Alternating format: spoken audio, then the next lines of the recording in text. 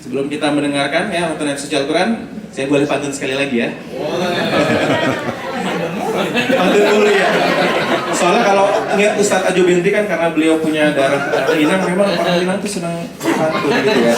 Alhamdulillah Ustadz, meskipun saya besar dan lahir di Jakarta, punya darah Koto Gadang, jadi punya darah ini juga suka berpantun. Gak kekurangan darah. Oke, petuah bijak menusuk sanubari, seringkali kuatkan iman yang lemah. Mari sahabat simak Ustadz Ajo Bentri, kita awali dengan basmalah. Bismillahirrahmanirrahim. Basmalahnya pakai pantun dulu ya. A'udzu billahi minasyaitonir rajim. Bismillahirrahmanirrahim. Ya ayyuhalladzina amanu qu anfusakum wa ahlikum nara. Ya ayyuhalladzina amanu qu anfusakum wa ahlikum nara. Ya ayyuhalladzina amanu qu anfusakum wa ahlikum nara waquduhan nas wal hijaratu 'alaiha malaikatu ghilazun shidadun la ya'sunallaha ma amarahum ghilazun shidadun la ya'sunallaha ma amarahum wa yaf'aluna ma yu'marun. Hai orang-orang yang beriman, peliharalah dirimu dan keluargamu dari api neraka yang bahan bakarnya adalah manusia dan batu. Penjaganya malaikat-malaikat yang kasar, keras dan tidak mendurhakai Allah terhadap apa yang diperintahkannya kepada mereka, dan selalu mengerjakan apa yang diperintahkannya. Shadaqallahul azim. Maha benar Allah dengan segala firman-Nya. Jazakallah khair untuk Bang Roni ya. Tanpa berpanjang kalam ya, silakan bagi sahabat-sahabat yang baru hadir langsung bisa join ya. Karena ini suasananya cukup nyaman dan dingin, jadi jangan terlalu terlena ya. Takutnya terlalu terlena mendengarkan Ustaz gitu sampai nanti ke alam yang lain gitu ya. Jangan terlalu banyak bersandar karena bersandar hanya kepada Allah Subhanahu wa taala ya. Baik, untuk tidak berlama-lama lagi, kita berikan kesempatan kepada Ustaz Ajo Bentri. Selamat datang Ustaz, semoga barokah ya untuk kedatangan hari ini, dan terima kasih tadi terinfo juga sudah banyak beberapa agenda sebelum ini ya. Tafadhol masykuran Ustaz. Jazakallah khair. Ikhwatal iman, azakullah jami'an. Bapak-bapak, ibu-ibu, saudara-saudara semua, jamaah kajian kafilah solihin, semoga Allah memberkahi kita semua yang hadir, dan semoga kita bisa masuk surga bersama-sama semuanya. Amin ya rabbal alamin. Salam cinta tak bosan saya ingin sampaikan buat anak-anak kita yang hadir. Ada adik kita di depan, juga ada yang di tengah dan di belakang. Dan kita memiliki tugas dalam pengasuhan itu tidaklah mudah. Desain pengasuhan ke anak itu harusnya dimulai dari masa kecil. Di antara tugas kita adalah mampu membangun kesan sebelum sampaikan pesan. Ini selalu saya ulang-ulang. Bangun kesan sebelum sampaikan pesan. Kenapa? Karena memang kesan itu akan membuat orang mudah menerima pesan. Makanya baginda Nabi Sallallahu Alaihi Wasallam ya, beliau dakwahnya pakai teorema ini ya. Itu yang dilakukan Nabi. Nabi dakwah berapa lama? 23 tahun. Menurut catatan sejarah 23 tahun. Tapi sebenarnya Nabi dakwahnya itu cuman bedanya adalah dari umur 0 sampai 40 tahun Nabi membangun kesan. Apa buah dari kesannya? Branding yang disematkan ke Nabi dari orang-orang di sekitarnya. Ya. Apa yang disematkan Nabi brandingnya? Ada yang tahu? Nabi punya branding julukan apa? Amin. Enggak usah cepet. Ini udah nggak pilpres lagi ya. Jadi nggak usah khawatir, nggak berpikir oh al-qabul, nggak ada juga al-amin. Ya. Jadi al-amin ini yang disematkan disematkan orang ke Nabi ini adalah hasil dari kesan yang dibangun selama 40 tahun. Jadi Nabi itu membangun kesan itu bukan yang dibikin-bikin ya. Nabi nggak pernah kenalan bilang perkenalkan nama saya Al-Amin, orang yang layak dipercaya, enggak. Tapi karena konsistensi dari apa yang ditunjukkan lewat akhlak, sehingga Nabi benar-benar disematkan Al-Amin. Begitu beliau mendapatkan risalah kenabian, sampaikan pesan, banyak orang yang tergrab, banyak langsung ke dalam dakwahnya. Yang tidak terajak umumnya orang-orang berhati sombong. Artinya apa? Begitulah kita dalam tugas kita sebagai seorang ayah, sebagai seorang bunda, sebagai seorang guru. Makin jauh. Nyampe. Okay. Jadi ketika kita ternyata ketika kita ternyata Arahnya harus ke sana, Ustaz. hidup saya di bawah tekanan ceramah. Saya itu punya prinsip ceramah itu connection before correction. Jadi kalau koneksinya terganggu susah mengkoreksi. Ya itu kan prinsip kita dalam melakukan hubungan ke anak ya gitu. Makanya saya selalu pesankan dimanapun saya bilang ceramah itu fasilitas yang harus dijaga itu adalah sound system.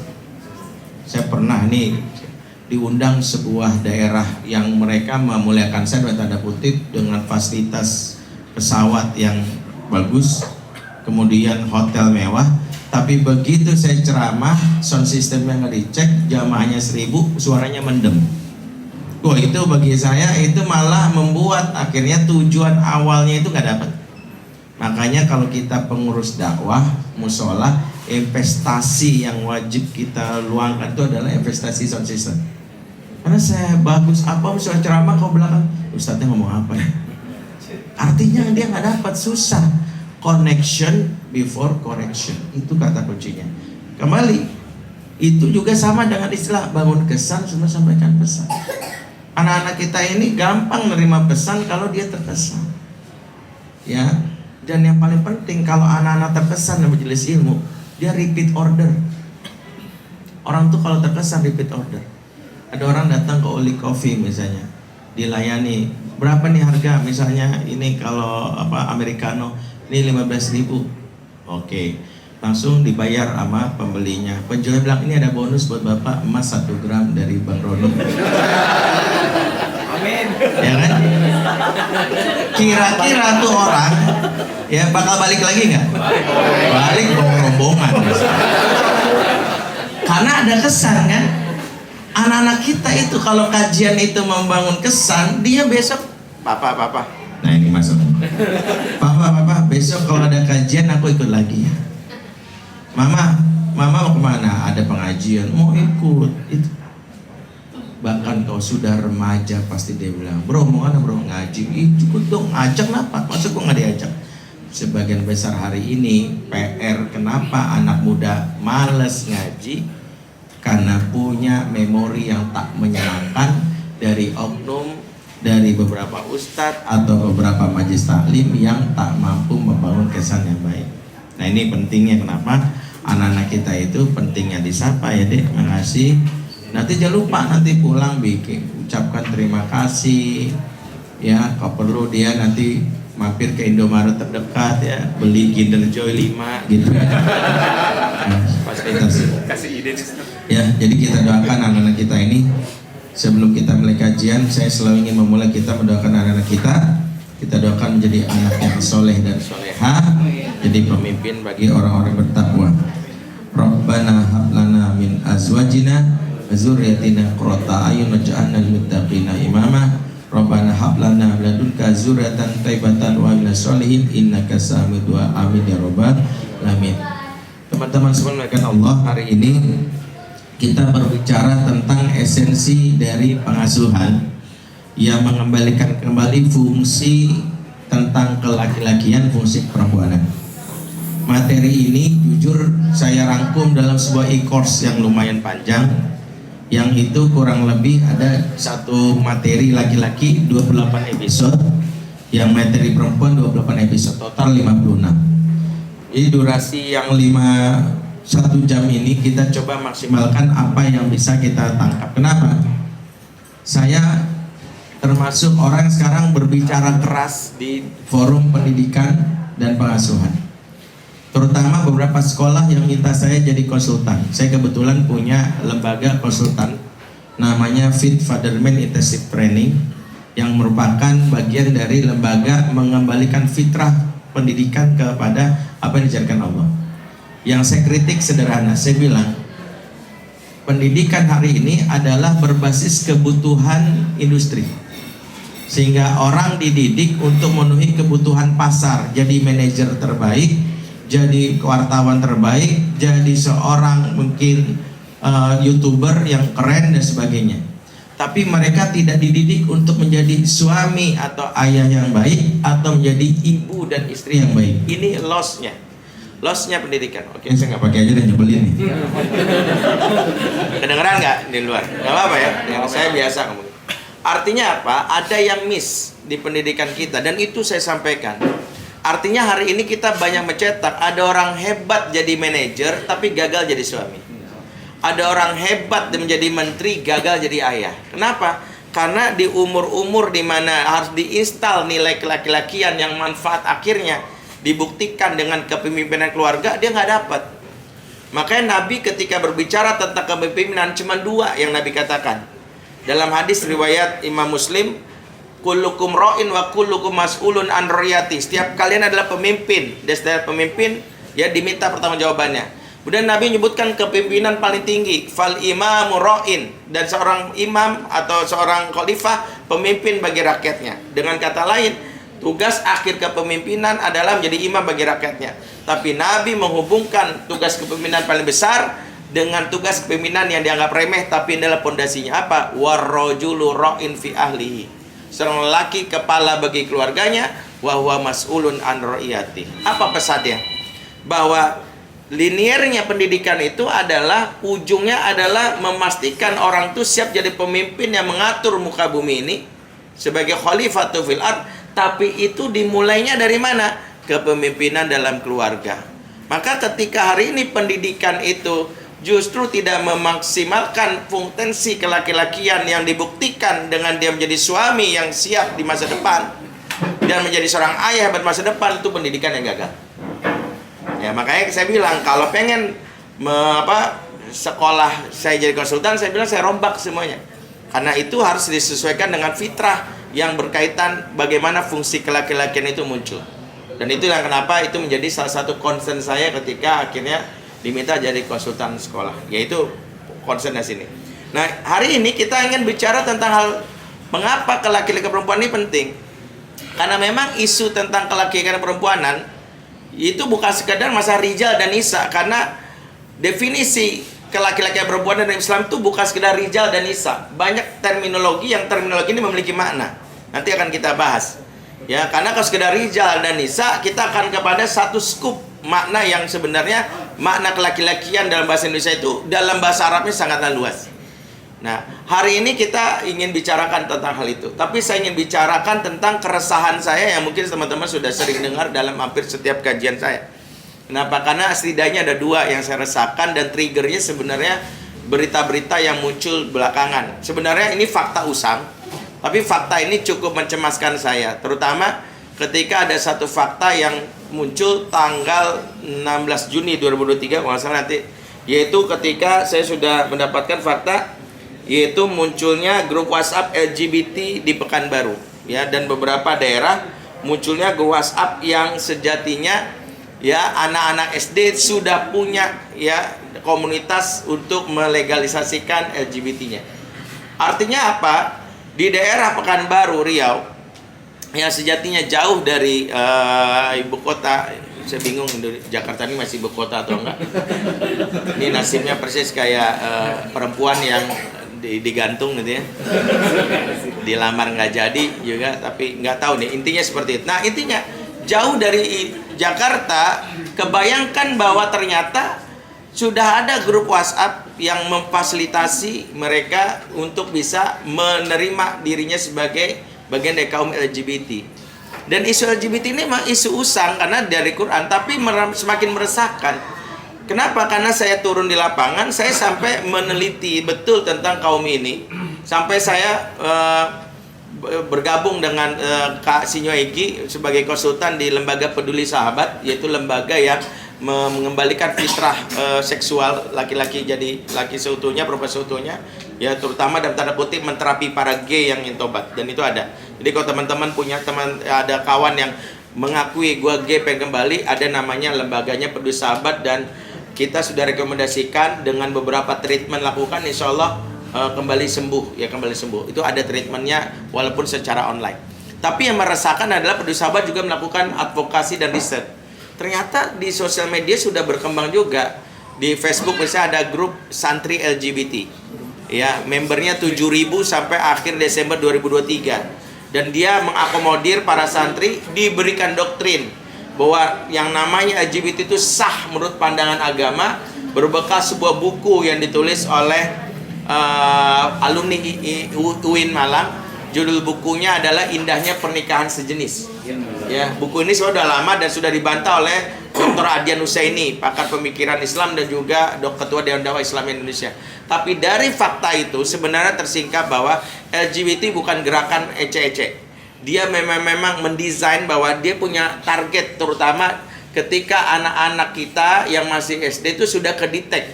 Dari mana deteknya? Mereka punya kemampuan melakukan deteksi yang disebut GEDAR. GEDAR itu gay radar. Jadi potensi anak-anak itu sebut namanya SSA, same sex attraction. Jadi ketika dia lihat ini kayaknya bakatnya ada, dia bisa dijerat dan dibikin komunitas untuk melegalkan potensi LGBT-nya tersebut. Dan itu adalah sesuatu yang mereka desain. Jadi jangan berpikir seolah-olah mereka itu nggak punya perencanaan yang matang, sangat matang. Karena mereka bisa mengubah bandul arah. Bagaimana tahun 67 American Psychiatry Association memberikan gelar bahwa yang namanya LGBT itu adalah disorder, menyimpang secara kejiwaan. Tapi hasil lobby mereka ke WHO tahun 90, saya lupa tepatnya tahun berapa, 90-an berapa, tapi WHO mencabut bahwa LGBT tidak lagi disorder, justru orang yang tidak menyetujui LGBT disebut disorder atau menyimpang secara jiwa, yang disebut namanya homofobia. Jadi kalau kita ketemu ada orang yang misalnya maaf, kita laki-laki sama laki-laki kemudian bermesra dan kita jijik, ya apaan sih lu jijik banget gue ngelihatnya, maka kita direkomendasikan ke psikiater terdekat. Karena kita dianggap adalah penyakitnya namanya homofobia. Nah, itulah desain mereka. Makanya mereka sudah mentargetkan dari dokumen yang kami terima bahwa di Asia Tenggara menjadi salah satu pusat kebangkitannya dengan Thailand yang sekarang baru resmi 2 bulan yang lalu meresmikan yang namanya pernikahan sejenis. Nanti target berikutnya adalah Malaysia, Singapura, dan Indonesia. Karena mereka sudah menanam beberapa orang di institusi bagian keundang-undangannya, itu di Dewan Perwakilan dan sebagainya. Sudah ada rencana seperti itu, dan itu adalah sebuah desain yang panjang asal dari kesabaran mereka. Apa yang ingin saya sampaikan? Kalau kita berbicara tentang pengasuhan, di mana penyimpangan terbesar laki-laki adalah penyimpangan seksual, sadarkah kita sebelum mereka menyimpang secara seksual yang dibuktikan jadi gay, sebenarnya keresahan itu juga bisa kita lihat dari mana? Gaya kelaki-lakian yang hilang yang hari ini kita temukan. Ya. Bagaimana isu-isu kelaki-lakian itu bukan sekedar dia laki suka sama jenis, tapi laki-laki yang melakukan KDRT sendiri itu bentuk dari dia tidak menjadi laki-laki, sebab pantang laki-laki menyakiti perempuan. Kemudian ketika dia memastikan istrinya untuk bekerja dan meminta jadi tulang punggung, itu juga kehilangan fitrah ke laki-lakiannya. Kenapa bisa? Saya sangat terkaget ketika salah satu social experience misalnya di TikTok mewawancarai beberapa mahasiswa, dan maaf ya, wawancaranya dengan vulgar mengatakan, apa tipikal istri idaman kamu? Kemudian sebutin, pokoknya cantik, seksi, jago ngaji, ya pintar nyari duit, kemudian jago ngangkat galon, benerin genteng, benerin listrik gitu ya. Semua ya potensi Wonder Woman ada di perempuan tersebut. Lalu sendiri siapa? Enggak, gue nemenin aja. Ketika akhirnya ditanya, mau nggak lu punya istri yang dalam tanda kutip tidak bekerja? Ogah banget. Ya, buat apa kita membangun rumah tangga sama-sama tapi gua doang yang capek sendirian? Ini kalau kita telusuri, ini adalah bagian dari mata rantai panjang hilangnya laki-laki Indonesia. Makanya saya katakan waktu dulu ada istilah yang sempat populer kita anggap bercandaan, saya sebenarnya resah, yaitu the power of mama. Istilah the power of mama itu kan sebenarnya mengapresiasi mama sebagai makhluk ras yang paling kuat di muka bumi ini, katanya sebenarnya adalah sindiran bagi kaum laki-laki. Saking laki-laki udah nggak bisa diandelin, mama yang turun tangan. Maka ini adalah hal yang harusnya menjadi renungan. Maka kenapa kajian tentang kelaki-lakian ini nanti berbicara tentang bukan sekedar anak kita orientasi seksual berpindah, tapi ketika dia tidak bisa menaungi adiknya yang perempuan, ketika dia merasa bahwa menyakiti perempuan adalah biasa, atau ketika dia selalu merasa berkeluh kesah dan sebagainya, atau gayanya sangat keperempuanan, kita harusnya berkhawatir bahwa ada yang hilang di sikap kelaki-lakian kita. Ini fakta pertama. Jadi kenapa saya katakan waktu saya dulu, saya sempat misalnya ngebina kaum G ya tahun 2010. Dulu pengajian kaum G saya bina tahun 2010 nggak salah, 8 G ngaji sama saya. Ya, tapi jangan suzon, saya normal ya. Jangan ada yang tiba-tiba japri gitu, nomor Ustaz berapa ya? Dan itu saya lakukan, kenapa? Karena dulu saya memang concern. Dulu saya bikin pengajiannya di Ambara Cafe di depan Pasaraya. Ya, kemudian pindah ke warung Wapres di samping SMA 6 ya di Bulungan. Di situ saya tahu ya pengajiannya walaupun cuma berlangsung 3 kali. Kenapa 3 kali? Karena pengajiannya saya bubarkan setelah itu. Kenapa saya bubarkan? Karena setelah saya pikir mereka makin ngaji malah makin akrab, makin jatuh cinta, kan bahaya ya. Jadi saya pikir bubar. Pengajiannya itu 4 orang dari yang 8 ini ngeblok saya, jujur. Mereka sakit hati, merasa saya nggak fair gitu mengambil keputusan. Saya bilang kalau yang serius ngaji datang aja ke kajian-kajian saya secara umum atau datang personal, supaya saya bisa mentreatment supaya dia kembali ke fitrahnya. Ada yang setuju, 4 lagi enggak. Akhirnya mereka memutuskan ngeblok saya dan nggak pernah kontak sampai sekarang. Bahkan kadang-kadang masih men-spam di beberapa konten-konten saya membela LGBT karena mereka sepertinya sakit hati sama saya. Tapi ada lagi 4 yang masih menerima dan yang sampai sekarang masih jadi informan saya. Saya tahu letak-letak di mana mereka party karena pernah sekali saya ikut partinya dalam rangka melakukan riset. Ya, saya tahu. Ya, waktu itu saya merasa resah kalau terjadi penggerbegan habis nama baik saya. Saya tahu di daerah Kuningan, saya tahu daerah Bogor, titik-titiknya ada. Saya tahu waktu itu dan saya melakukan riset serius. Saya melakukan riset itu serius. Karena saya punya binaan itu yang dia mengakui dia punya gaydar itu. Ya, dan dia sangat mudah mendetek. Jadi kalau dia ngelihat sebagian, oh ini gay, dan selama ini nggak pernah meleset. Saya pernah ngatas nggak pernah meleset. Ada salah satu gay Sukabumi pernah dapat nomor saya dari salah seorang, dia bilang, Ustaz, saya pengen sembuh, saya pengen tobat, bantu saya. Saya bilang, kamu tinggal mana? Sukabumi.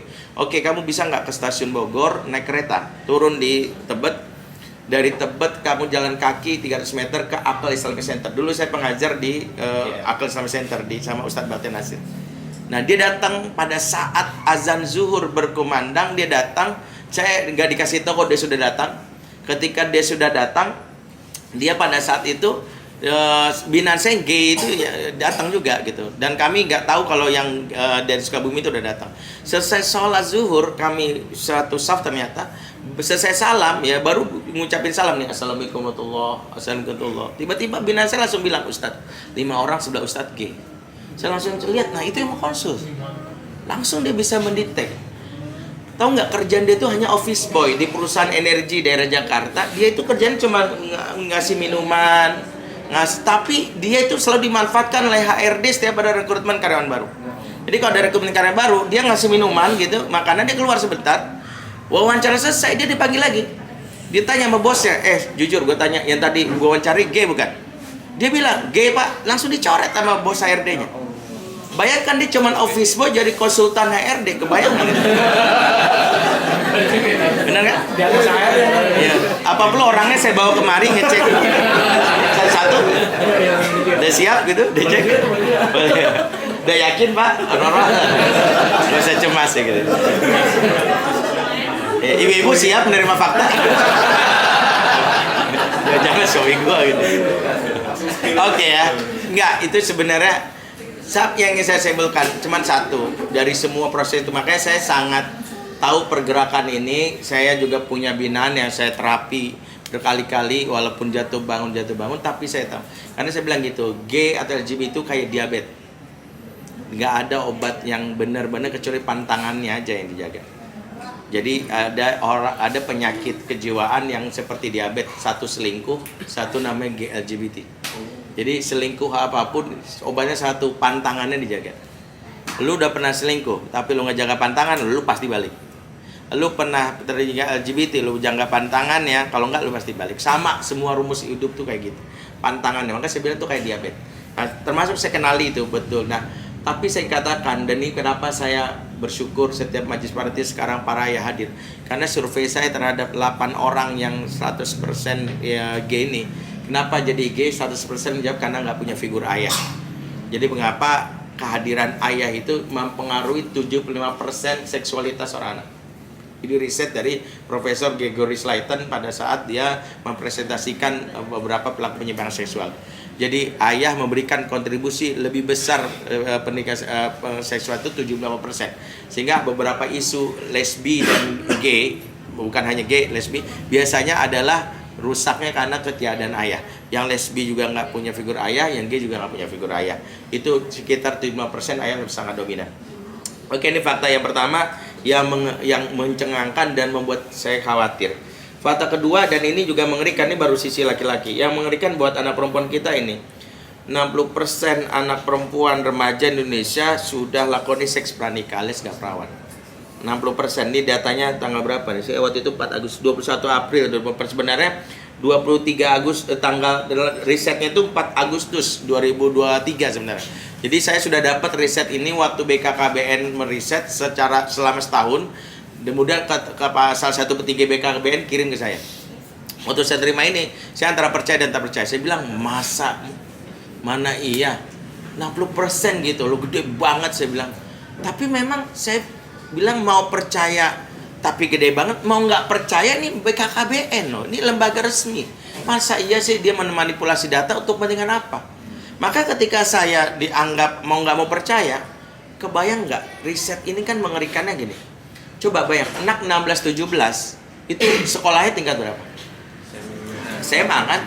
Coba kalau riset ini kita anggap ini sebagai sebuah fakta walaupun pahit, datang ke SMA terdekat sekitar Jalan Ciledug ini, nggak usah sebut merek atau namanya, masuk ke dalam kelas di dalam sekolah tersebut yang misalnya satu kelas itu 40 siswa, ada 20 siswa laki, 20 siswa perempuan, maka riset ini seolah-olah berani mengatakan gini, mohon maaf ya, di kelas ini 12 orang sudah nggak perawan.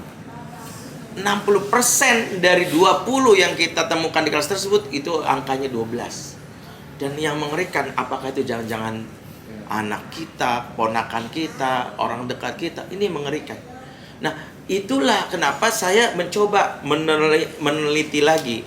Maka saya membuka kembali file-file saya sebagai konselor dari tahun 2002. Saya juga menemukan kompilasi berita dari tahun 2019 yang saya kumpulkan tentang gugatan dispensasi nikah dari beberapa pengadilan agama dari anak-anak remaja yang pengen nikah. Ya, mereka ingin mengajukan gugatan dispensasi nikah. Ada di Ponorogo, ada di Jember, ada di Makassar, dan beberapa kota lainnya. Ya, karena undang-undang pernikahan hanya membolehkan seorang nikah umur 19 tahun. Mereka masih 16 tahun. Mengapa? Pertanyaannya, mengapa mereka melakukan gugatan dispensasi nikah? Apakah karena mereka habis ikut seminar motivasi nikah dari Bang Roni? Nah, bukan. Mereka karena hamil di luar. Jadi itu karena alasannya gitu. Maka ini fakta yang mengerikan. Saya buka file saya lagi sejak saya jadi konselor di jalanan. Mungkin teman-teman sudah sering dengar cerita bahwa saya ini konselor di jalanan dari tahun 2002. Tahun 2011 saya survei langsung setahun. Saya dulu nongkrong di 7-Eleven di Pancoran. Kan teman-teman tahu saya dulu biasanya main di Sevel, anak Sevel dulu saya. Ya, walaupun sekarang udah bangkrut ya. Kalau di Pancoran tuh diganti musim motor. Dulu saya masuk klub sepeda fiksi. Nah, nama klubnya Fiksi-Fiksi, dan saya goes sepeda setiap jam 11 malam sampai jam 5 pagi roti bakar Edi daerah Blok M. Dulu tuh biasanya rutinitas. Itu sekadar untuk melakukan riset dan membersamai anak-anak remaja. Disitulah yang fenomena anak perempuan yang, mohon maaf, yang mungkin teman-teman sudah tahu dulu istilahnya cabe-cabean. Ya kalau cowok terong-terongan. Ya kan, kalau bencong terong dicabein itu. Teman-teman udah tahu lah. Dan cabe-cabean sendiri kan ada kategori, ada cabe merah, ada cabe hijau. Ya kan tahu kan? Kalau cabe merah itu anak ABG yang tubuhnya rela dijamah demi pansos.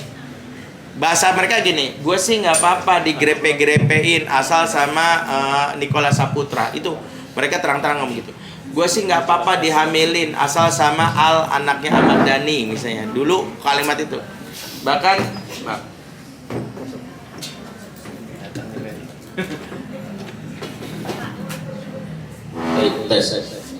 jadi bahkan mereka nggak sungkan ya. Sebulan yang lalu saya dapat screenshot sebuah komen di akun Instagram siapa ya, salah satu personil BTS tuh, Jinmin kalau nggak salah, Jinmin temannya Pak Imin kalau salah. Itu kan ada anak muda perempuan bilang gini, gua rela kok tidur sama lo asal dapat benih bayi dari lo. Itu nggak malu mereka ucapkan, dan itu disebut cabai merah. Saya pernah dapat email, dulu belum WA ya, tahun 2010 tuh masih email. Jadi ada salah satu anak SMA bilang gini, Assalamualaikum Kak Ustadz. Waktu itu mereka nyebutnya Kak Ustadz karena saya jadi Ustadz di beberapa pengajian remaja. Dan dia bilang, Kak, aku mau curhat, aku hamil dan aku dikeluarin dari sekolah. Jadi keluarin dari sekolah, dan yang menghamilinya disebut teman sekolahnya, anaknya ganteng, keren, disebut bahkan anak basket ya. Dan disebutin juga bahwa yang ku sedih adalah yang dihamilin bukan aku doang. Temanku 2 orang satu geng, dulu belum ada istilah bestie ya, satu geng dihamilin oleh laki yang sama. Pertanyaan aku sama kakak adalah, yang lebih pantas jadi istrinya yang mana? Kan aku duluan yang ditidurin. Saya waktu menerima ini saya pikir dia mau nanya tata cara tobat gitu ya. Bukan, dia nanya, kan aku duluan tidurin, harusnya kan aku jadi istrinya gitu. Itu saking anak perempuan kita begitu murahnya hari ini, makanya sebut cabai merah. Kalau cabai hijau motifnya ekonomi ya, asal diisiin pulsa, BlackBerry, dulu zaman dulu iPhone, apalagi tas branded macam-macam lah, itu cabean. Nah setelah lama jadi cabean, mereka bermetamorfosis jadi jamur ya. Jamur itu janda di bawah umur.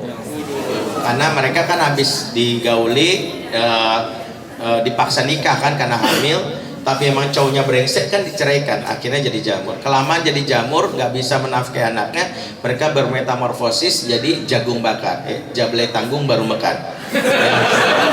Ya, nah, itu istilahnya ya.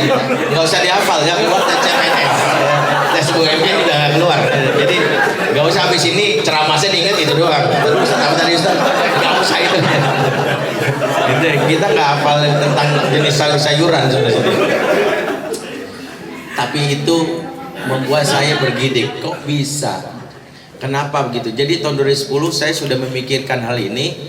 Dari 2011 berarti sekitar 13 tahun yang lalu, fakta ini seolah-olah ingin mengkompilasi inilah yang terjadi di Indonesia.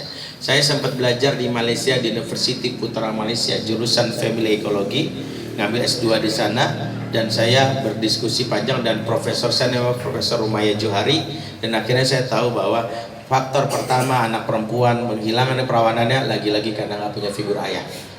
Jadi ayah adalah faktor terbesar penjagaan anak perempuan saat berada di luar. Kasarnya gini, kalau ketemu di jalan raya Ciledug ini malam-malam jam 11, jam 12, jam 1, jam 2, ada perempuan diboncengi oleh cowok yang kita tahu ini pasti bukan suaminya atau kakaknya, saya berani mengatakan, walaupun gak boleh taruhan, saya berani menantang bahwa perempuan itu pasti gak dekat sama ayahnya, 100% valid. Nah makanya demikianlah bagaimana ada faktor yang nanti akan kita lihat. Lagi-lagi isu tentang keperempuanan puncaknya adalah kehilangan keperawanan, tapi gejala kehilangan keperawanan ini bisa kita lihat dari beberapa indikator keperempuanan hilang. Sebagaimana laki-laki kita lihat isu kelaki-lakian itu bukan sekedar penyimpangan perilakunya, dengan menjadi gay, tapi ada beberapa indikasi ke laki-laki yang hilang. Maka kenapa? Siapa yang bertanggung jawab? Saya bilang institusi bertanggung jawab, diantaranya rumah dan sekolah. Rumah tak mampu membuat kurikulum desain pendidikan kelaki-lakian dan perempuanan, dan sekolah pun fokus mendesain pendidikan untuk kebutuhan industri. Engkau harus jadi seorang presiden, harus jadi seorang pilot, engkau harus jadi seorang manajer, engkau jadi ahli bisnis. Tapi dia tak menjadi laki-laki seutuhnya saat jadi presiden, saat dia menjadi seorang manajer, saat dia menjadi CEO, saat dia menjadi seorang pebisnis. Ini yang mengerikan. Maka saya katakan, mari kalau kita mau diskusikan, ini kan kurikulum yang panjang, tapi saya kasih spill beberapa hal yang mungkin teman-teman bisa pahami, bahwa kelaki-lakian itu sejatinya ditetapkan oleh Allah dengan juga sebagaimana perempuan. Artinya apa? Bahwa rumus untuk mengembalikan fitrah kelaki-lakian adalah kembali kepada agama yang Allah sebutkan surat Ar-Rum, faqim wajhaka lid-dini hanifa fitratal lati fataran nasa 'alaiha la tabdila li khalqillah dzalika dinul qayyim. Ya, hadapkan wajahmu dengan lurus ya kepada agama Allah yang menciptakan manusia berdasarkan fitrah itu. Artinya apa? Kalau ingin kita mendidik anak sejaga fitrah laki-laki dan fitrah perempuannya, maka yang kita harus jaga adalah kembalilah kepada agama. Hadapkan wajahmu dengan lurus. Pendidikan yang menghilangkan bagaimana hak Allah untuk mengatur pasti akan merusak. Kenapa? Yang menjaga fitrah itu adalah Allah. Sehingga kalau ada orang tua yang membuat anak laki-lakinya nggak jadi laki-laki banget, atau perempuan yang menjadi perempuan yang nggak perempuan banget, maka sebenarnya itu karena satu, yaitu karena tidak kembali kepada fitrah, yaitu kembali kepada agama. Nah, itulah kenapa bagaimana kembali kepada agama. Pertama, memahami dulu bahwa laki-laki dan perempuan itu berbeda. Surat Al-Imran 36. Walaisadzakalu kalusa, laki-laki itu nggak sama dengan perempuan. Maka saya perlu tegaskan, kata tidak sama ini bukan berarti diskriminasi yang sering dicurigai. Wah, Islam diskriminasi banget, apa-apa beda laki perempuan. Emang beda. Sesuatu yang beda bukan berarti diskriminasi, tapi unik. Karena kita tuh curiga kalau istilah beda itu dianggap diskriminasi. Mohon maaf ya, ikan sama monyet sama-sama hewan, tapi dia beda. Nggak boleh ngomong sama ikan tuh lihat monyet aja bisa manjat pohon. Lu masa nggak bisa? Lu kan sama-sama hewan. No, dia beda. Monyet tuh ikan bisa berendam di dalam laut. Yo, dia nggak mati serendam selama 30 menit. Lu masa dicemplungin doang 30 menit langsung mati? Lah nggak bisa. Sebagian kita ketika ngomong tentang laki-laki dan perempuan selalu bilang gini, itu laki-laki bisa, masa kamu nggak bisa? Memang nggak bisa. Jadi kenapa? Karena perangkatnya berbeda. Kita hari ini nggak bahas tentang perangkat. Kalau bahas perangkat nanti beda lagi, tentang bagaimana Quran berbicara tentang perangkat kelaki-lakian, perangkat keperempuanan. Tapi fitrahnya saja sudah berbeda. Maka ada dua kemungkinan yang terjadi kalau kita pakai konsep mendidik anak harus sama. Apa? Satu, salah satunya rusak atau dua-duanya rusak. Ya, pasti gitu. Makanya kalau kita mendidik anak, kenali anak saya laki-laki, berarti treatment laki-laki. Oh, anak saya perempuan, treatmentnya treatment perempuan. Berarti kita kenali modulnya. Modul mendidik anak laki-laki begini, modul anak perempuan ya begini. Ya pastinya ada perbedaan. Perbedaan yang kita pungkiri sebagai bentuk cara menjaga keunikan. Ya karena masing-masing punya role-nya, yang role modelnya, atau juga punya tujuan yang harus kita teruskan bagaimana nanti masa depan. Nah, bagaimana fitrah kelaki-lakian itu? Setidaknya ada 5 fitrah kelaki-lakian yang itu harus kita kenali ya. Yang pertama adalah laki-laki disebut Abdullah. Ini penting. Pada hakikatnya Allah pertama kali menciptakan manusia pertama yang nama Adam, laki-laki, dialah hamba Allah yang taat. Artinya apa? Laki-laki itu sejatinya menjadi salah satu role model dalam spiritual. Wa ma khalaqul jinna wal insa illa liya'budun, dan tidaklah aku ciptakan jin dan manusia kecuali untuk beribadah. Makanya awal mula penciptaan manusia dimulai dengan penciptaan Nabi Adam, dia dinilai sebagai seorang Abdullah. Dalam hal ini ketaatan itu adalah bentuk kefitrahan. Sehingga kalau ada anak yang tidak taat, dalam konsepsinya justru melakukan maksiat, sebenarnya ada proses pendidikan yang menyelisih fitrah. Kenapa? Karena software taat itu sudah dibuat setiap makhluk yang namanya manusia. Setiap makhluk dan manusia itu dibikin software taat, terutama laki-laki. Karena manusia pertama adalah Adam, dan itu membuat laki-laki itu lebih mudah taat sebenarnya. Nah, disinilah kenapa hamba Allah itu adalah kalimat yang diucapkan Nabi Isa juga pada saat mengenalkan dirinya sebagai bentuk kefitrahan. Ya, dibilang apa? Ya qala inni Abdullah. Ketahuilah aku ini hamba Allah. Maka apa yang kita lakukan? Apa yang membuat seorang anak itu taat? Anak laki-laki taat sebenarnya adalah desain dari pengasuhan di awal yang mampu membangun kesan tadi. Apa yang membuat orang itu akhirnya melawan atau melawan? Karena dia, fitrah dia yang butuh rasa nyaman, justru diberikan sesuatu yang membuat dia bertahan untuk dia akhirnya melawan. Ya, maksud saya gini, Allah ketika meminta hambanya untuk taat dalam Quran, itu diantara yang Allah lakukan adalah memberikan dulu menjadi kebutuhannya. Kita lihat surah Al-Quraisy deh, ini bedah ayat. Ketika Allah katakan falyabudu rabb hadzal bait, sembahlah Tuhan pemilik rumah ini. Itu kan perintah Allah kepada hambanya. Allah berikan alasannya, alladzi at'amahu min ju' wa amanahu min khauf.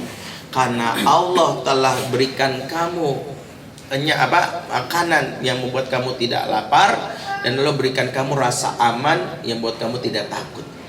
Allah berikan dulu kebutuhan hambanya yang namanya safe and secure.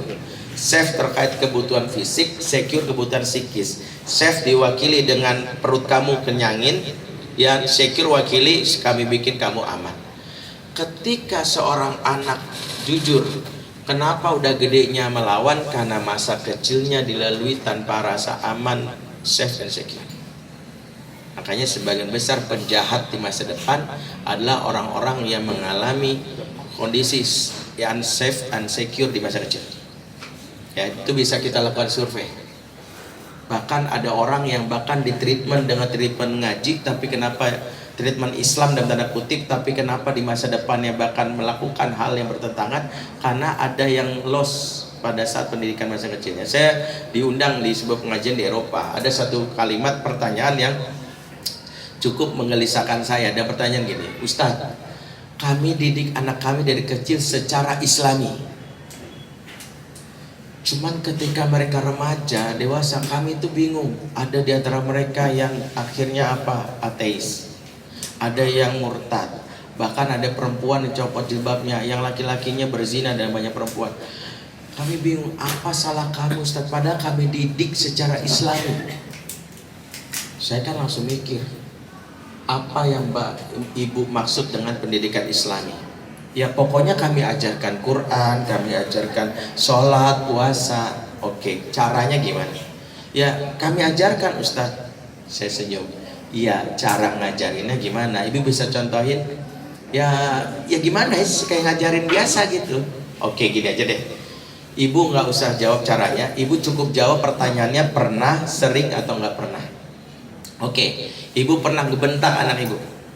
Dia bilang pernah Ustaz. Pernah atau sering? Sering Ustaz. Ibu pernah berteriak di hadapan anak Ibu? Sering Ustaz. Ibu pernah nakut-nakutin anak Ibu?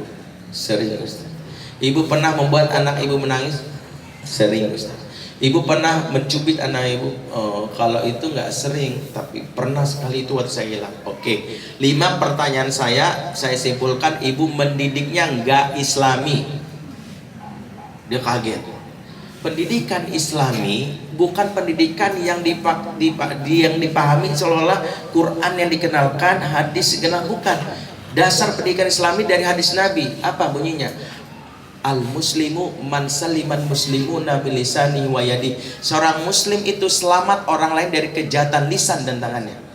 Anda ngajarin Quran tapi gampar, maka dia akan trauma sama agama dan dia tidak taat. Maka ini yang harus kita pikirin. Maka mengapa ada orang berfitrahnya Karena dia tidak dikenalkan Allah sebagai pemberi safe, pemberi secure. Allah tidak dikenali dengan desain Ar-Rahman Ar-Rahimnya. Padahal namanya sering disebut di awal Quran. Pendidikan yang bertentangan dengan hal inilah yang akhirnya merusak konsepsi yang membuat Allah tuh maha galak. Karena Allah nyebut nama Ar-Rahman Ar-Rahim. Tapi betapa banyak kita nyebut Allah Ar-Rahman Ar-Rahim itu jarang. Yang ada kita kenali Allah Al-Mutasyaddid, Al-Muntaqim, maha mengancam. Karena kita kenal Allah kan selalu ngancam. Betapa banyak kita kalau marah baru nyebut nama Allah kan?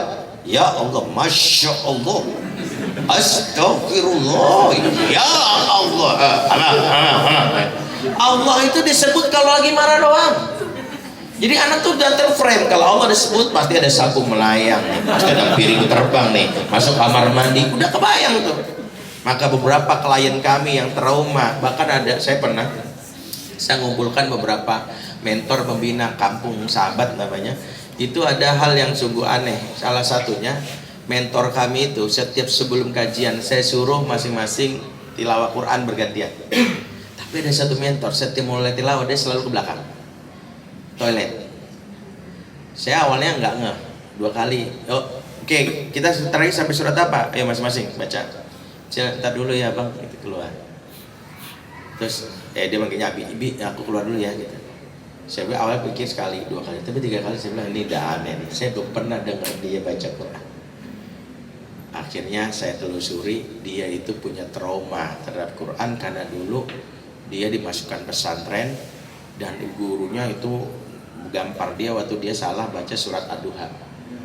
Ya, dia sampai gurunya mata melotot gitu aja nggak hafal pula gitu. Sampai sekarang dia jauh dari pesantren seperti itu. Jadi satu, fitrah taat itu harus disupport dengan pendidikan yang diajarkan oleh Nabi. Makanya kenapa Nabi itu basyiru wala tunaffiru. Mengapa Al-Quran menegaskan dalam surat Al-Imran 159, lau kunta fazzan ghalizal qalbi lan fattu min haulik, sekiranya engkau bersifat keras lagi kasar niscaya mereka kabur dari kamu. Jadi kenapa ada orang yang kabur ini bukan sekedar kabur fisik ya, jadi kabur secara psikologis. Asal jangan kayak bapak, asal jangan kayak mama. Itu juga definisi anak zaman now. Gua nggak mau kayak bapak gua. Ya, artinya dia menjauhkan semua nilai-nilai bapaknya. Oke, ini prinsip pertama ya. Fitrahnya anak kita adalah laki-laki itu taat ya. Yang kedua, laki-laki itu desain sebagai khalifah, sebagai pemimpin. Ini ja'ilun fil ardi khalifah. Setiap laki dibekali kepemimpinan dan itu adalah fitrah kemanusiaan, fitrah kelaki-lakian. Allah tidak tunjuk malaikat. Kalau sekedar taat malaikat cukup. Karena malaikat itu makhluk Allah yang yusabbihuna laila wan nahar wa la yafturun. Mereka bertasbih malam dan siang tidak pernah putus, tidak pernah lelah. Malaikat makhluk Allah yang enggak pernah absen kalau udah berzikir. Ya, dia zikir enggak nyambi sambil scrolling WhatsApp. Oh, kita kan gitu. Dia zikir aja. Allah bilang berhenti. Nah, tapi kenapa Allah tidak angkat malaikat sebagai seorang pengelola muka bumi ini? Kenapa manusia? Karena di atas ketaatan ada level tertinggi, bahwa makhluk Allah yang namanya Adam sebagai laki-laki pertama, dia punya jiwa kepemimpinan, di mana fungsi kepemimpinan adalah berani ngambil keputusan. Maka di antara yang membuat anak laki-laki kita hari ini hilang fitrah kepemimpinannya ketika lebih banyak ngomong terserah. Maaf, terserah itu hak paten perempuan, terutama kalau diajak makan gitu ya. Jadi dibiarkan itu hak paten perempuan. Laki-laki harus berani memutuskan. Mungkin sesekali boleh lah, bukan karena dia nggak berani memutuskan, karena dia tidak ingin banyak, ingin simple aja. Tapi ketika untuk urusan yang sangat penting, Mas, anak kita habis ini mau pesantren atau sekolah negeri, terserah. Itu kan bahaya, keputusan tentang masa depan anak. Ya, Mas, habis ini mau terserah, itu bentuk dari ketidakmampuan menjalankan kepemimpinan. Nah, umumnya kenapa anak-anak itu, laki-laki itu hilang kemampuan memimpin? Terutama ada proses yang hilang di 0 sampai 7 tahunnya dan 7 sampai 15-nya. Terutama ketika dia tidak memiliki apa menjadi nyawanya, fitrah kelaki-lakian itu namanya pride, istizaz atau al-fakhru kalau menurut para ulama. Dia sudah tergores sehingga dia merasa dirinya minder. dia nggak berani memandang orang lain. Makanya tekanan-tekanan mental kepada dia sudah membunuh fitrah kepemimpinan dia. Ya, diantaranya adalah otoritarian, orang tua yang tidak pernah ngajak dialog, itu mengerikan. Ya, ini juga diantaranya. Makanya diantara ciri anak laki-laki yang sudah kehilangan fitrah kelaki-lakiannya itu adalah ada 3 kalau di sekolah. Saya sering melakukan screeningnya di sekolah. Ya. Pertama, gerakannya minimalis. Jadi kalau di TK itu anak-anak secara ilmu tumbuh kembang, ada bukunya di belakang, itu buku anakologi milik punya Ayah Irwan, kawan kami. Itu kan jelaskan anak 0 sampai 7 tahun itu secara naluriah itu dia demonstratif dan atraktif. Makanya dia kalau gerakan itu naluriahnya itu pasti dia panggil gerakan besar gitu. Makanya guru TK gitu, tangan ke atas, tangan ke samping begitu. Ya, tapi ketika dia tidak mendapatkan haknya, selalu di tengah awas ya. Ya, salah satu dikasih pertama gerakannya minimalis. Jadi kalau senam yang lain kode gini. Itu pertama. Yang kedua adalah ekspresinya minimalis. Yang lain kalau ada yang lucu, spontan ketawa, kalau dia ini banyak tertekan juga ya. Gak usah dipaksa gitu Pak, biasanya. Oke, yang ketiga, matanya tak berani menatap lawan bicara. Jadi kalau ngomong dia mengalihkan, nunduk gitu. Dan itu diantara yang bisa kita deteksi ada ya sifat kelaki-lakian dia, khalifah itu sudah hilang. Itu diantara indikasinya. Jadi laki-laki disebut khalifah. Yang kedua, laki-laki disebut zakarun. Ya ayuhan nas, inna khalaqnakum min dzakari wa untha. Wahai manusia, kami ciptakan dari zakar. Kata zakar itu yang berakar kata dzakara au dzikrun, artinya makhluk yang berpikir. Yang dari situlah laki-laki disebut makhluk logika. Di mana laki-laki identik dengan logika yang membuat dia apa-apa selalu dipikirkan rumus jalan keluarnya. Itu membuat laki-laki kalau ditanya apapun selalu memberi solusi, karena sudah ada jalur dia untuk menyambungkan sinaptik antar otak ketemu jalan keluar. Ibarat labirin, dia ketemu lika-likunya. Itu khas laki-laki. Ya, yang membuat dia kadang-kadang buat perempuan sebel, karena perempuan bercerita bukan untuk cari solusi, dia untuk didengarkan. Ini tentang gap gender. Tapi yang mau kita pahami bahwa laki-laki makhluk berpikir ini adalah diantaranya karena dia memang didesain oleh Allah untuk banyak mikir. Sehingga sebenarnya laki-laki itu problem solver.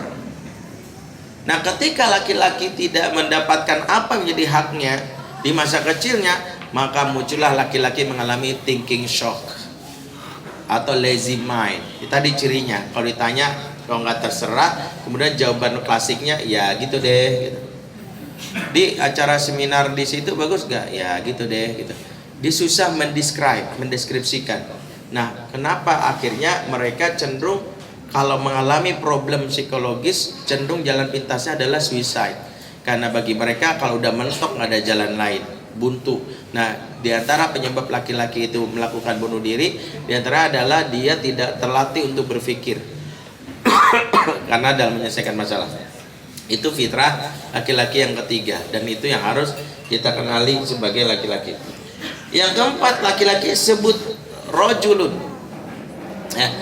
Kata rojulun yang sejatinya dari kata rijlun sudah pernah dibahas, mungkin sebagai pernah dengar. Rojulun, rojim dan lam artinya laki-laki, rijlun artinya kaki. Kaki itu disamakan dengan laki-laki. Kenapa? Karena dua fungsi kaki yang harus ada di laki-laki. Pertama, kaki itu punya fungsi menahan beban. Ya, kita tahu dalam bela diri kaki itu kuda-kuda yang menahan beban. Ya, kaki itu yang menahan beban, dan kita tahu kalau kuda-kuda lemah, kaki yang lemah pasti sekat jatuh. Dan itu membuat musuh bisa menjatuhkan kita. Maka kita tahu bahwa kaki itu adalah yang menahan beban. Itulah kenapa pendidikan kelaki-lakian, aspek pendidikannya adalah melatih dia menahan beban, siap untuk menerima beban. Dan lelaki terbaik di muka bumi ini adalah lelaki yang paling banyak bebannya. Siapa itu? Baginda Rasulullah SAW, karena dia menanggung beban umat. Maka ketika ada laki-laki yang begitu pulang kerja tiba-tiba istri curhat, kemudian aku sudah capek tahu, gak usah curhat-curhat, justru membuat istri tidak mau curhat, maka kehilangan kelaki-lakiannya. Karena lelaki terbaik itu bersyukurlah kalau dia pulang istrinya curhat. Kemudian anaknya cerita lagi, mertua cerita juga, ipar cerita, tetangga juga, teman juga. Kenapa sih cerita semua sama gua? Karena lu laki-laki. Justru waspadalah kalau ternyata orang malas cerita sama dia, karena diragukan kelaki-lakiannya. Gue cerita masalah gua sama dia balik lebih tragis, lebih drama dari gua. Gue punya uang utang nih sama orang 1M, belum penting gue 5M, lebih sengsara nafsi gue dah, malah adu nasib. Nah itulah yang harus dimiliki. Nah makna kelaki-lakian itu adalah tadi. Itulah kenapa anak laki-laki kita latih siap. Otot kelaki-lakiannya dilatih dari hal sederhana, bantu bundanya misalnya membawa barang belanjaan. Abang, boleh bantu bunda bawain ini. Itu melatih otot kelaki-lakiannya menanggung beban. Sini bunda, aku aja yang bawain. Ya, mengambilkan barang misalnya dari mobil. Makasih ya bang. Gitu. Termasuk makna rijlun adalah dari kata kaki yang mananya muharrik, bergerak. Maka identik laki-laki itu nggak boleh pasif. Laki-laki identik dengan pergerakan. Semua pergerakan di dunia ini digerakkan oleh laki-laki. Itulah alasan mengapa, maaf ya, semua nabi laki-laki. Karena nabi adalah penggerak terhadap masyarakat jahiliyah yang saat itu harus diubah. Maka laki-laki itulah yang menggerakkan semua pergerakan, sehingga kepahlawanan laki-laki perempuan berbeda. Inilah jawaban saya ketika dia nanya, enak banget jadi Kartini ya, cuma nulis surat-surat doang akhirnya bisa jadi pahlawan. Karena fitrahnya perempuan menggerakkan itu nggak harus keluar dari rumahnya. Seperti Kartini cuma nulis surat tapi bisa menginspirasi orang untuk berubah. Begitulah yang dimaksud kepahlawanan hari ini. Jangan sikapnya nulis surat ya, tapi engkau bisa menggerakkan orang meskipun dari rumahmu.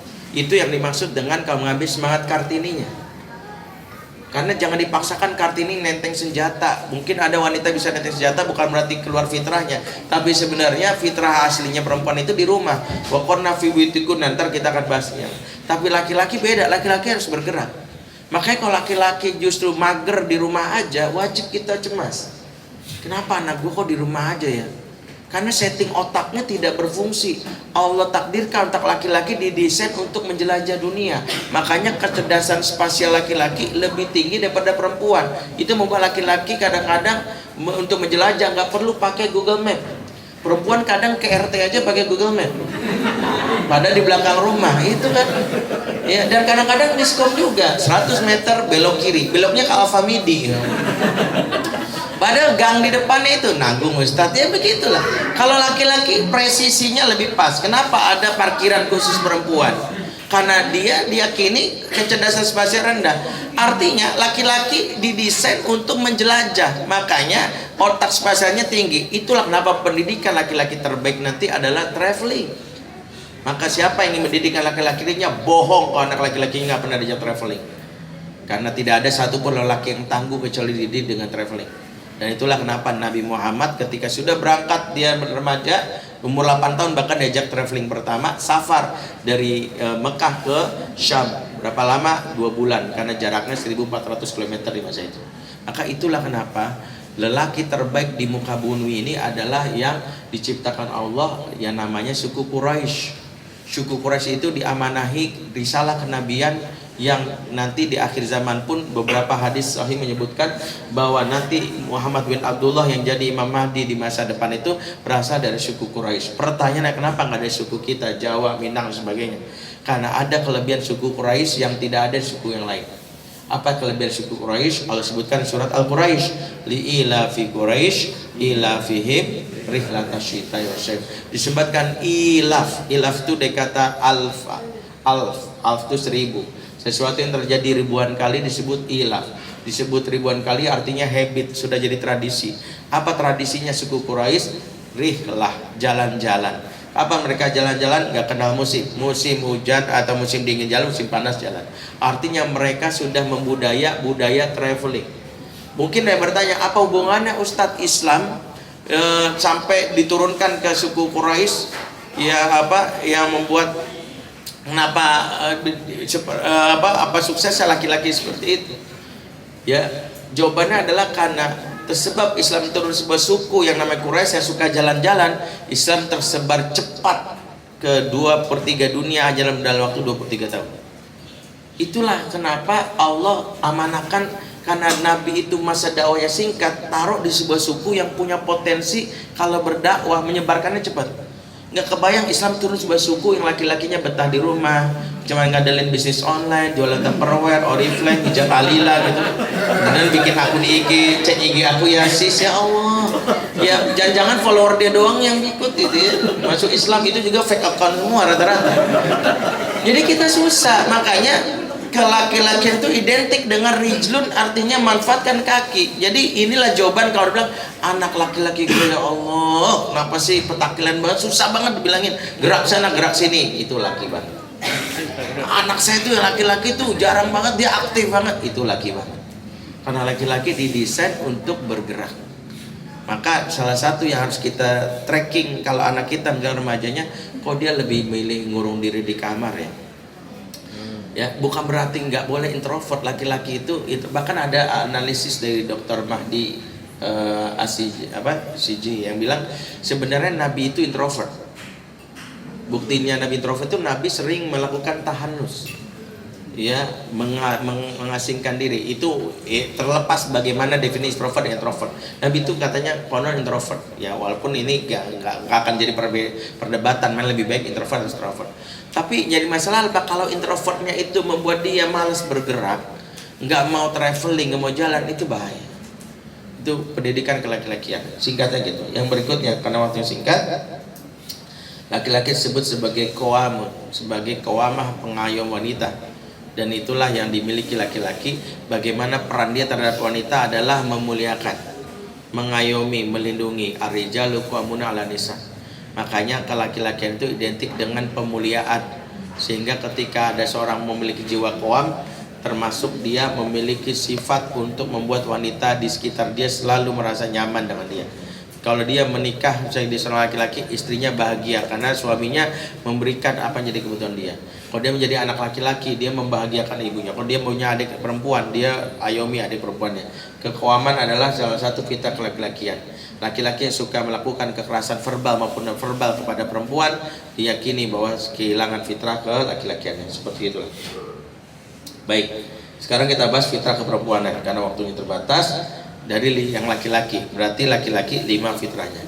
Nah, perempuan apa yang harus kita pelihara dan kita harus perawat? Yang kita harus lihat bagaimana Allah menyebutkan perempuan itu sebut sebagai makhluk yang sensitif dan lembut dan sensitif. Ya, innahunal mu'anisat al-ghaliyat. Sungguhnya wanita itu sebut mu'anisat. Mu'anisat itu lembut. Ya, di antara makna mu'anisat ada lembut. Makanya kalau ada perempuan yang kasar, menyakiti anaknya, menggampar anaknya, diyakini ada fitrah keperempuannya yang rusak, entah karena trauma pernikahan atau trauma pengasuhan.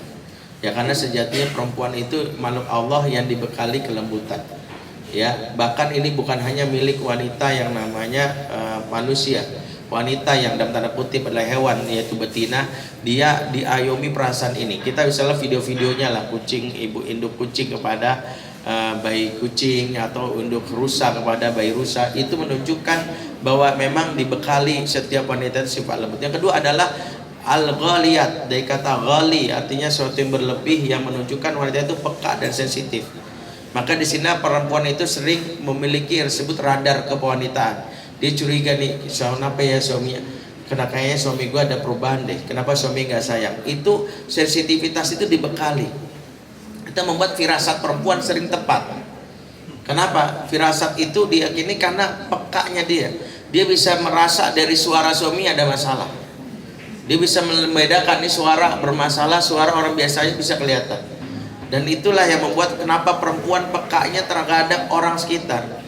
Ya, bukan hanya kepada suaminya, pada anaknya. Itu membuat perempuan itu mudah terjaga kalau tiba-tiba bayinya nangis. Beda dengan laki-laki ya. Makanya laki-laki itu makhluk Allah yang paling sabar daripada perempuan.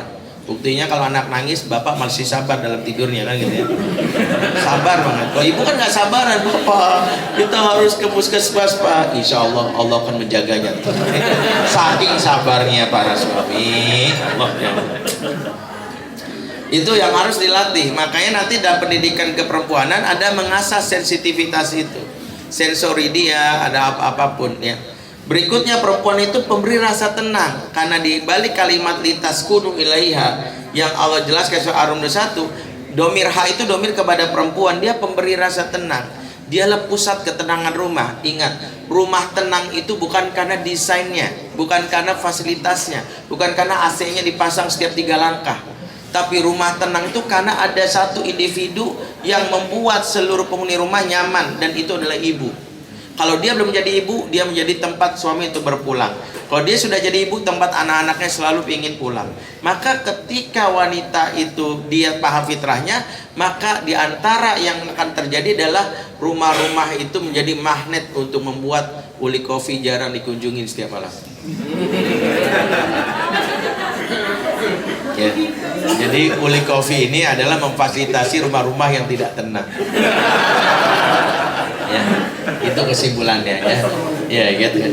Ya, antum menolong sudah.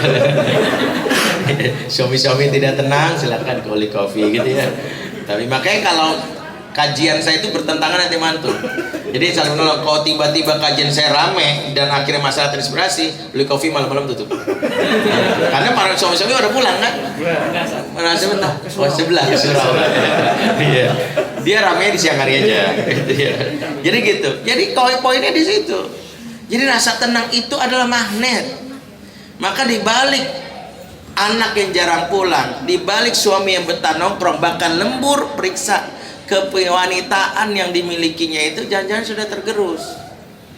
Ya, dan itu yang membuat bagaimana Nabi itu, masya Allah, Nabi itu selalu merasakan ketenangan ketika bersama Khadijah. Setiap pulang mendapatkan apa jadi haknya. Oke, itu yang berikutnya. Berikutnya, wanita itu disebut sebagai makhluk yang fitrahnya al-wadud. Yang disebut wadud itu kalau kita bedah dari sisi makna, beberapa literatur menyebutkan wadud itu punya 2 makna. Saya sengaja sebut ini karena wadud itu dipasangkan dengan al-walud. Ya, dan ini tidak pakai domir, tidak pakai waw atof ya kan. Kalau dalam bahasa Arab itu ada disebut isim mausuf, yaitu kalimat sifat. Kalimat sifat itu tidak suatu kalimat dia gabungkan dengan kalimat sifat jadi kalimat sifat. Nah, kecuali kalau ada wawnya itu menjadikan dia berbeda. Kalau ini Rasulullah menyebutkan tazawwajul wadud al-walud. Wadud al-walud itu sifat yang sangat terikat. Al-walud terkait dengan fungsi perempuan sebagai makhluk Allah yang melahirkan. Yang berikutnya al-wadud sebagai selimutnya. Apa makna al-wadud? Makna al-wadud pertama, perempuan yang punya cinta yang besar, yang itu yang terjadi karena dia memiliki anak. Dan ini tidak dimiliki oleh laki-laki. Al-wadud itulah membuat wanita bisa menahan rasa sakit. Ada kalimat para ahli mengatakan laki-laki bisa menahan pain, tapi perempuan menahan misery. Makanya perempuan bisa menahan rasa sakit lebih lama daripada laki-laki terkait dengan hak anak. Tapi kalau bukan hak anak, perempuan misalnya habis kepentok tiang listrik itu langsung bisa lama. Tapi kalau untuk anak dia bisa bertahan panjang. Dan itu sangat bisa dibuktikan. Ibu-ibu, batas rasa sakit normal perempuan itu adalah batas rasa sakit normal laki-laki dan perempuan secara umum itu 38 del. Del itu satuan rasa sakit. Ya. Perempuan hamil dan melahirkan saat pembukaan 9 itu rasa sakitnya 52 del.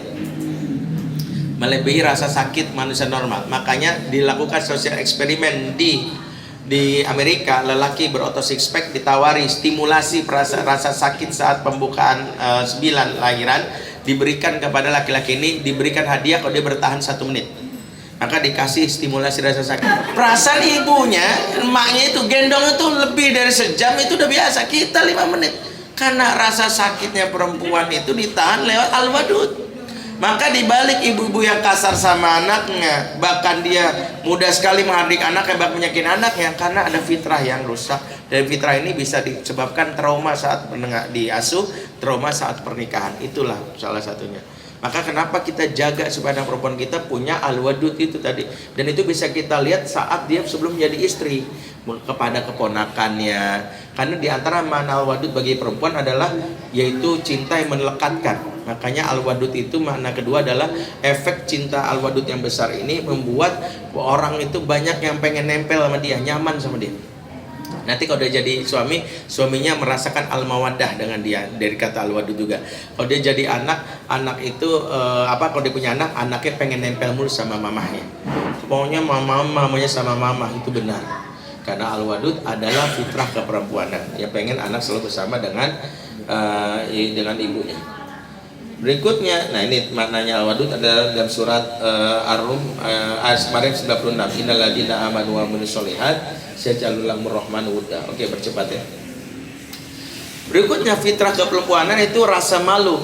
Al-mar'ah itu perempuan. Dia berakar kata al-muru'ah, mar'ah, muru'ah itu maknanya sama. Muru'ah itu kehormatan, rasa malu. Dan itu adalah ciri khas perempuan yang hari ini lama-lama sudah tergerus. Karena perempuan merasa malu itu negatif, padahal malu itu positif. Kenapa malu dianggap negatif? Tahu kenapa? Karena kita antonimkan malu dengan sesuatu yang baik sehingga dia menjadi buruk. Contoh, saya pengen tahu, siapa yang bisa tahu lawan kata malu apa?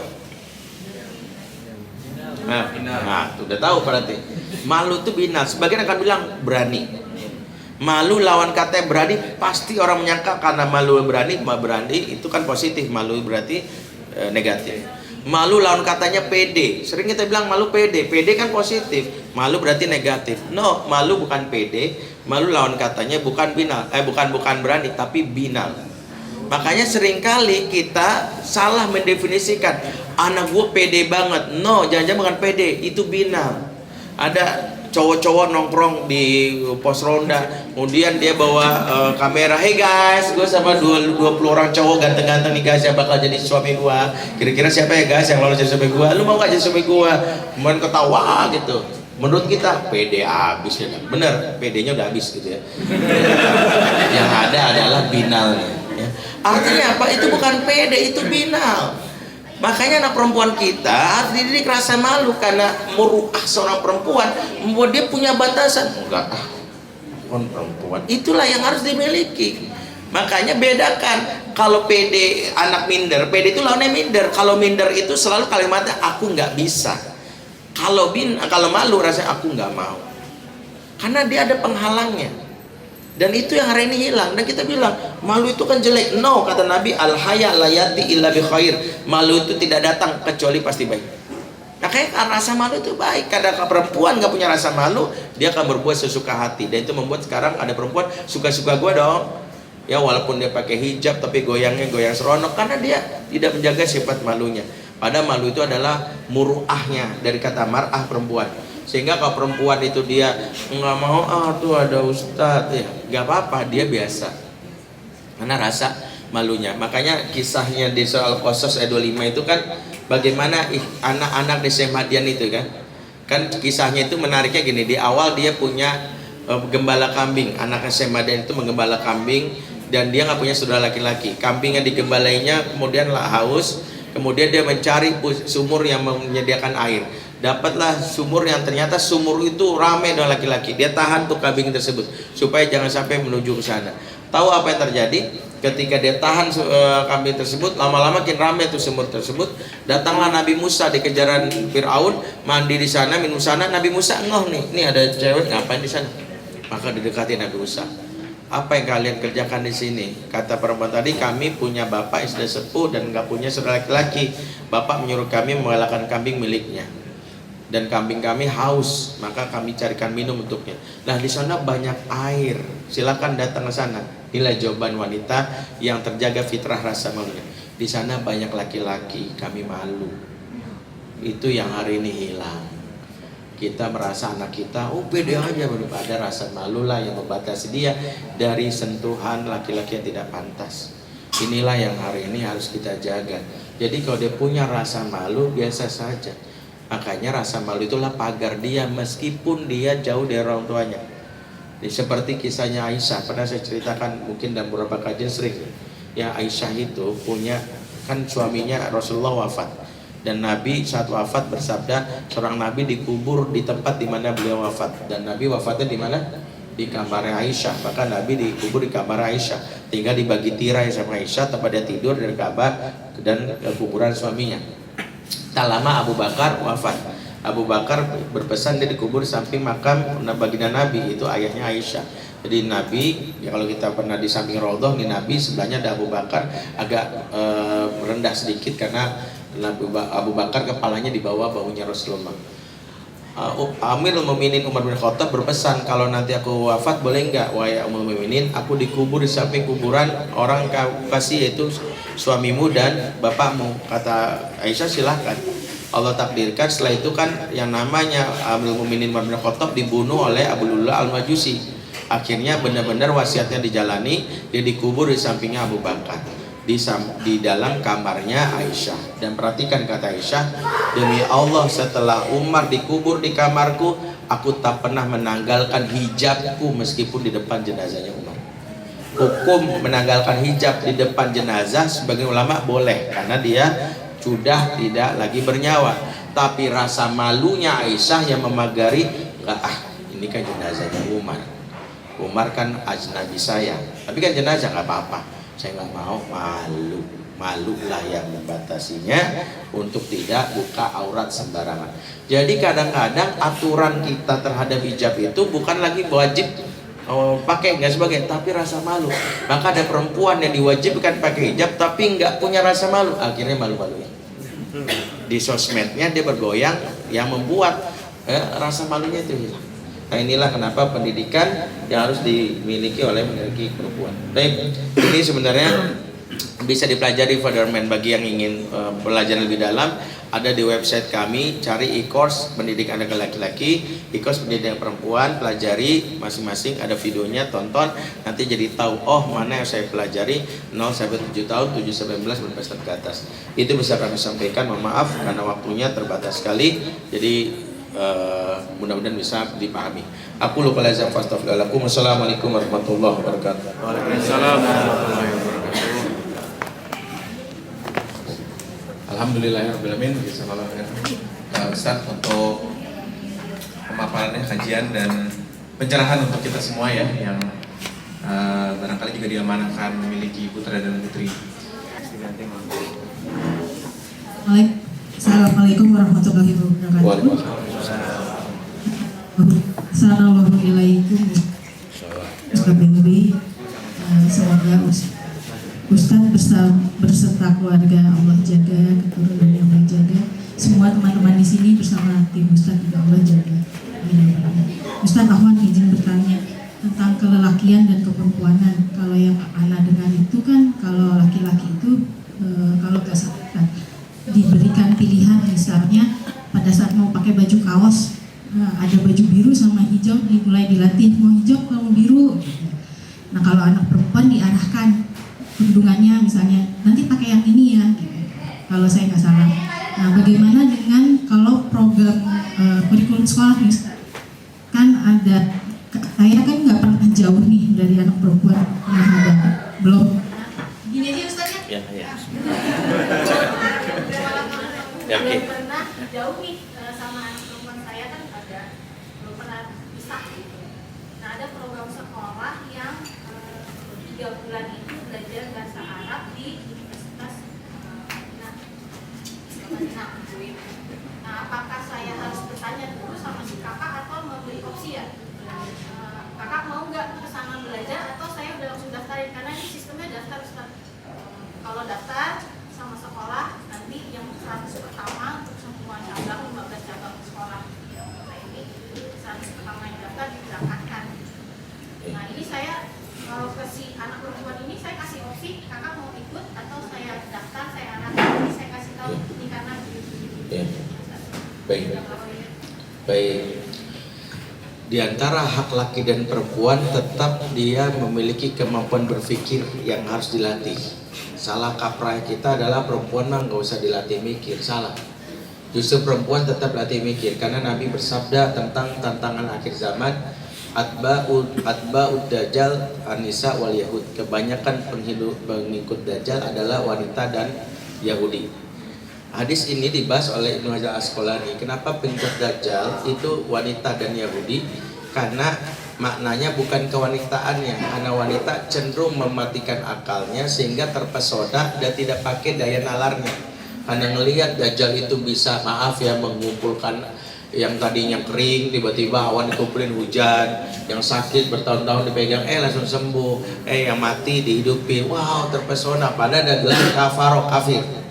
Kenapa? Terpesona adalah ciri khas perempuan karena matinya nalar. Maka saya termasuk mengatakan salah kalau bilang bahwa perempuan gak usah diajak mikir.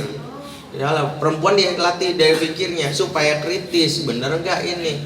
Tapi perempuan yang dilembutkan perasaannya, karena perasaan yang dominan itu membuat nanti fitrah dia perempuannya tetap akalnya ada, tapi tetap dia punya perasaan untuk menalarinya. Oh iya ya, tapi cara nyampeinnya gimana? Ini gak bener sih. Tapi dia memakai sensitivitasnya.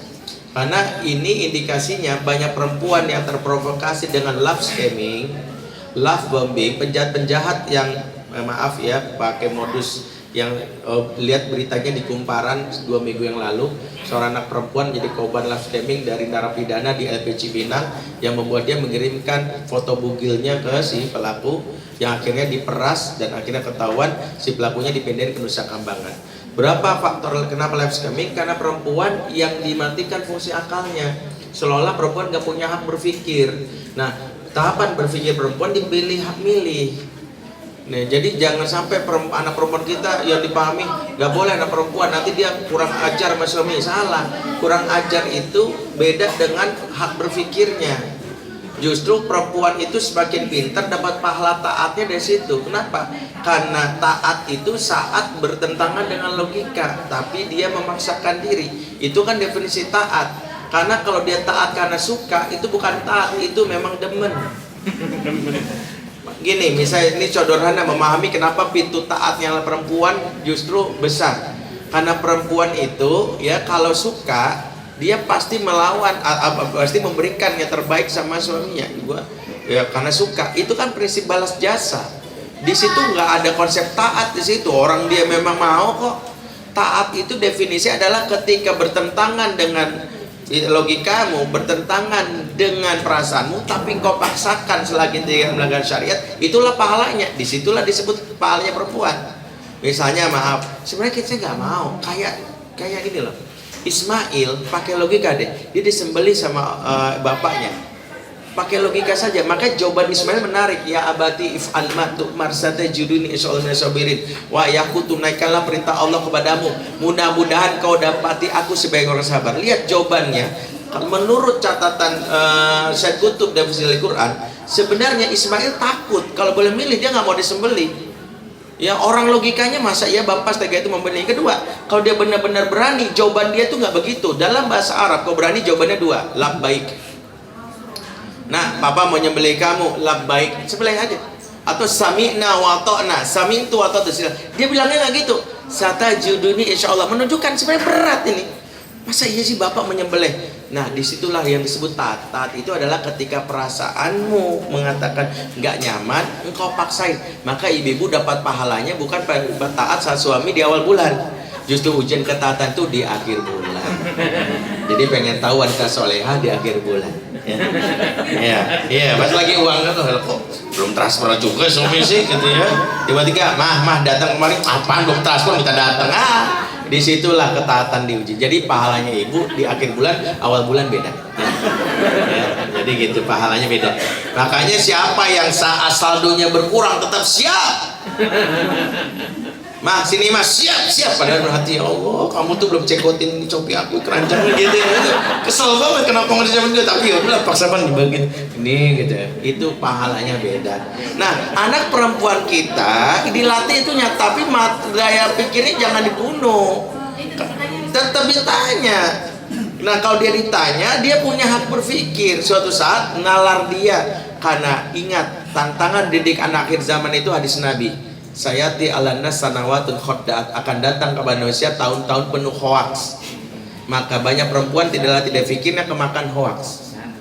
Dan itu yang membuat perempuan termasuk yang kemakan hoaks. Kenapa? Karena pendidikannya tidak melatih daya fikir. Karena Allah ketika menyebut konsep berfikir itu balaki dari perempuan. La'allakum ta'qilun, la'allakum tatafakkarun, afala ta'qilun, afala tatafakkarun.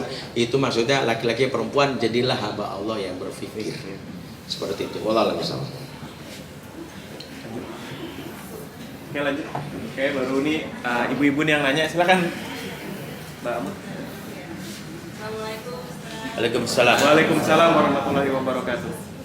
Izin bertanya, tadi kan sudah sampaikan ya kalau yaitu kemaskulinan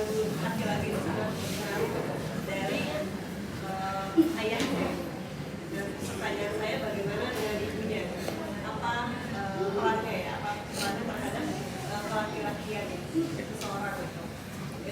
Yang kedua, kalau tadi fitrah anak laki-laki itu kan suka bergerak gitu. Ya. Nah, bagaimana kalau perempuan? Ustaz? Anak saya soalnya 3 perempuan geraknya luar biasa. Iya. Itu apakah di luar normal atau bagaimana? Ustaz? Iya. Ya, terima kasih Ustaz. Baik. Di antara peran maskulinitas di masa depan adalah dia harus menjadi pejuang yang bergerak. Nah, pejuang itu konstruksi pertama itu adalah rasa tenang. Karena orang yang sudah tenang, dia tidak lagi mikirin diri dia. Kalau dia mikirin diri dia, dia pasti cuma mikirin kepuasan dia. Makanya dia selalu berpikirnya flight.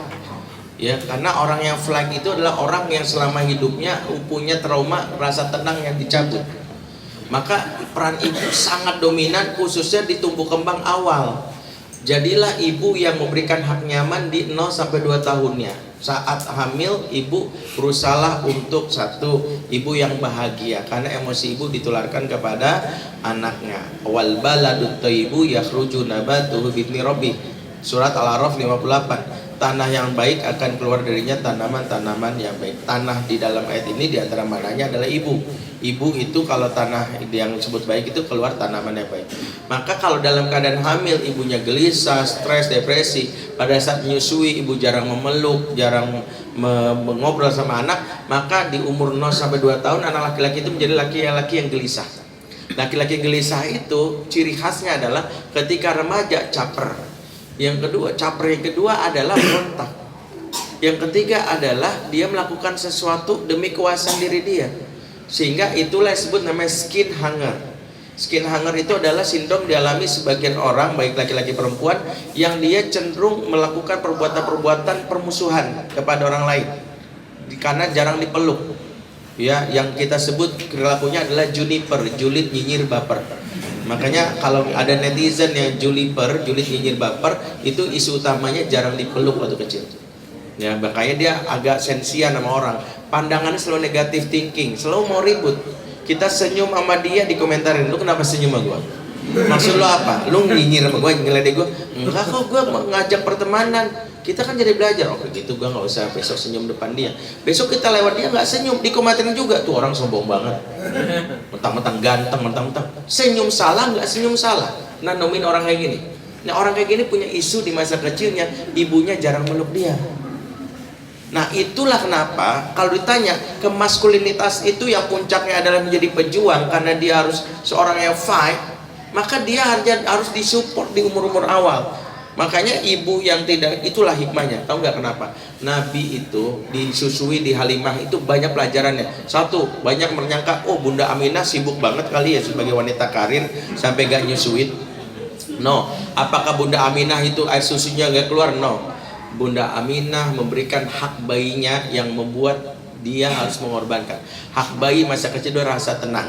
Nah, satu, menurut para analis sejarah, Bunda Aminah tidak bisa menyusui dengan maksimal kepada Nabi Muhammad karena satu, dia sedang dalam keadaan sedih panjang karena ditinggalkan oleh suaminya.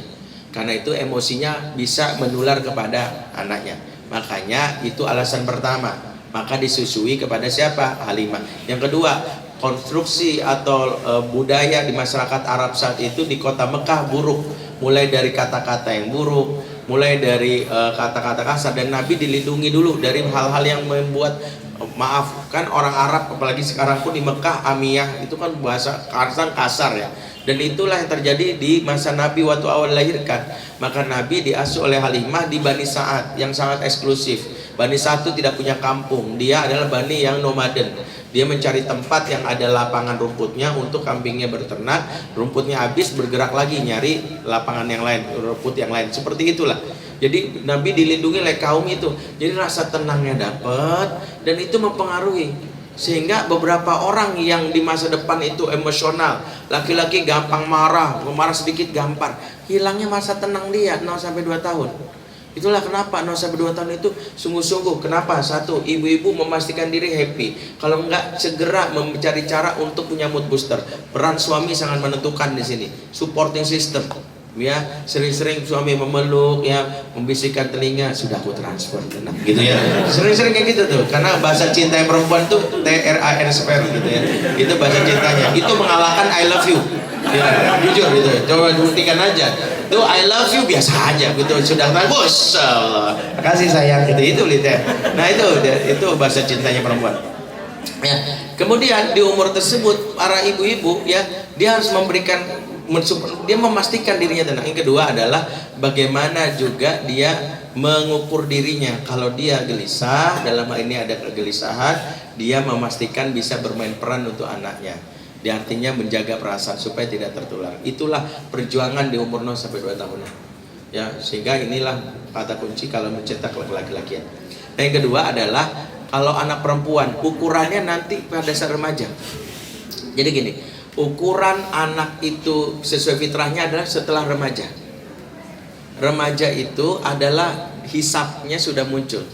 Pertama, kalau anak masih kecil jangan klaim soleh atau nakal karena nggak ada nilai di situ.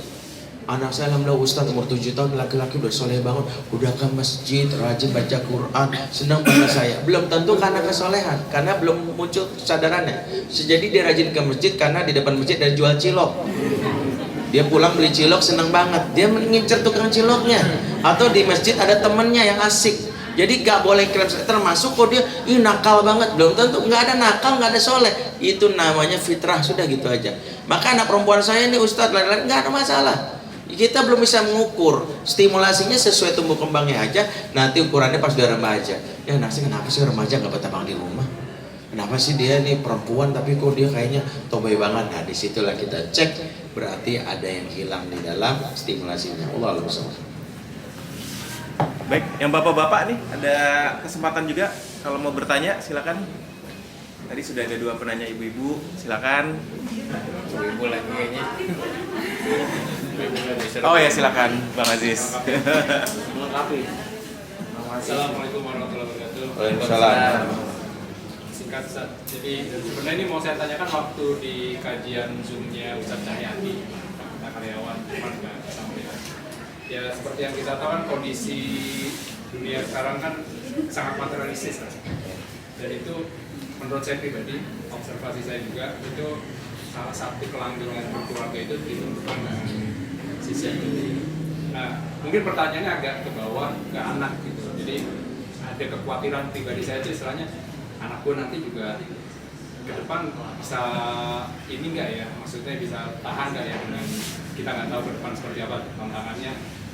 How to prepare sih Ustaz untuk anak kita baik yang mungkin posisinya belum balik ataupun udah balik supaya mereka nanti kejaga kelaki-lakian, terjaga ke perempuanannya sehingga fungsi mereka sebagai baik kepala keluarga maupun sebagai istri itu sudah bisa kita siapkan dari sekarang. Iya. Ya kata kuncinya adalah betul-betul memberikan apa menjadi haknya. Kan sejatinya jadi gini. Anak kebutuhan orang tuanya ada 2. Satu kebutuhan program pengasuhan, kedua kebutuhan pelatih programnya.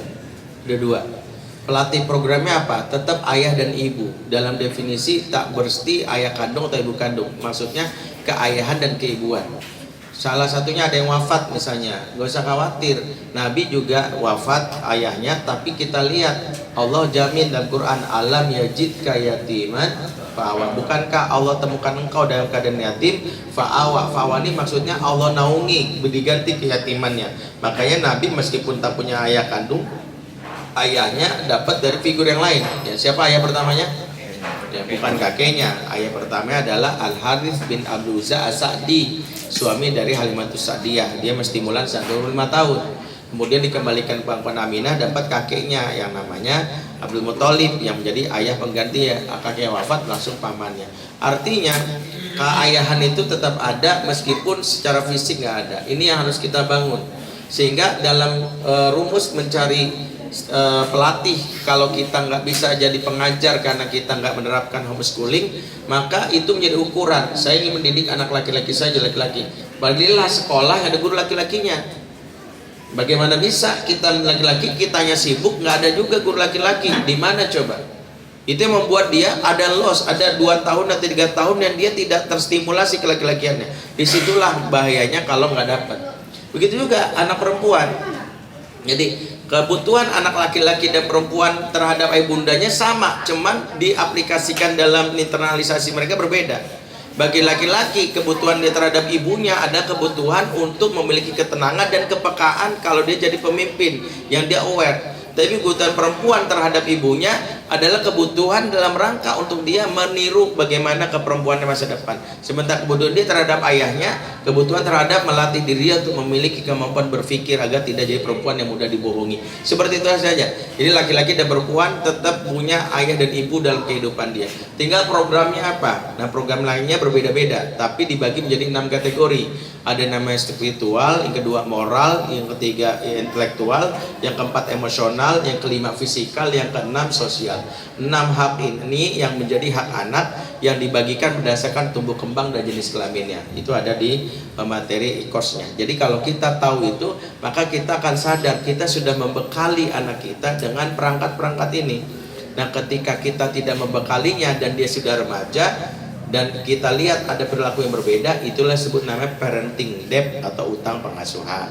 Nah, utang pengasuhan itu adalah apa yang disebut oleh Nabi, innalil waladika alaika haqqon, sesungguhnya anakmu punya hak atas dirimu. Ketika kita tahu anak punya hak atas diri kita, tapi kita tidak berikan, itu namanya hutang. Dan hutang itu wajib ditunaikan. Dan kalau ternyata kita adalah orang yang merasa bapak kita dalam hal ini tidak memberikan masa kecil dan kita sudah tumbuh dewasa, maka maafkanlah. Berarti utang ini harus dibayar siapa? Kalau bapak kita nggak sanggup membayarnya, maka kita bisa membayar sendiri. Seperti hukumnya akikah. Akikah itu adalah kewajiban orang tua terhadap kita. Tapi udah gede kita baru sadar bapak kita nggak mengakikahkan kita, maka Imam Syafi'i memberikan sebuah fatwa baru bahwa setiap anak yang sudah dewasa dan belum pernah diakikah, dia boleh mengakikahkan dirinya sendiri, pada itu kewajiban orang tuanya. Maka rumus utang pengasuhan juga gitu.